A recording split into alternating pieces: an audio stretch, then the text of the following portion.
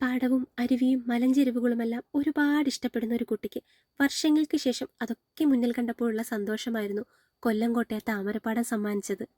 തൊട്ടടുത്ത പാടത്തു നിന്നും പറിച്ചുകൊണ്ടുവന്ന പയറും വെണ്ടയ്ക്കൊക്കെ വിൽക്കുന്ന മുത്തശ്ശിയുടെ കയ്യിൽ നിന്നും അതൊക്കെ വാങ്ങി ഇങ്ങോട്ടേക്ക് തിരിക്കുമ്പോൾ മനസ്സിന് വല്ലാത്തൊരു സങ്കടവും. ഇന്നിപ്പോൾ ഈ വെണ്ടയ്ക്ക കൊണ്ട് ഒരു കറി ഉണ്ടാക്കിയാലോ? വെണ്ടയ്ക്ക നീളത്തിൽ മുറിച്ച് 1/2 ടീസ്പൂൺ മഞ്ഞൾപ്പൊടിയും 1/2 ടീസ്പൂൺ മുളക് പൊടിയും 1 ടേബിൾ സ്പൂൺ കോൺഫ്ലോറും അല്പം ഉപ്പും ചേർത്ത് ഒന്നിളക്കി അരമണിക്കൂർ അങ്ങ് വെച്ചേക്കാം. ഇനി ഏതെങ്കിലും റിഫൈൻഡ് ഓയിൽ അതൊന്ന് ഫ്രൈ ചെയ്തങ്ങ് മാറ്റാം.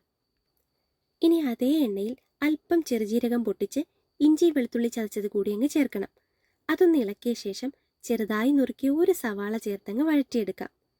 ഇനി അതിലേക്ക് ഒരു തക്കാളി അരച്ചെടുത്തതും കൂടെ 1/2 ടീസ്പൂൺ മഞ്ഞൾപ്പൊടിയും 2 ടീസ്പൂൺ മല്ലിപ്പൊടിയും 2 ടീസ്പൂൺ മുളക് പൊടിയും 1 ടീസ്പൂൺ ഗരം മസാലയും ചേർത്ത് ഒരു 2 മിനിറ്റ് അങ്ങ് ഇളക്കിയെടുക്കാം. അതിലേക്ക് 1/2 കപ്പ് വെള്ളവും അല്പം ഉപ്പും കൂടി ചേർക്കണം. അതൊന്ന് എണ്ണ തെളിഞ്ഞു വരുമ്പോഴേക്കും അല്പം ഫ്രഷ് ക്രീമും ഫ്രൈ ചെയ്ത് വെച്ചിരിക്കുന്ന വെണ്ടയ്ക്കയും കുറച്ച് മല്ലിയിലയും കൂടി അങ്ങ് ചേർക്കാം.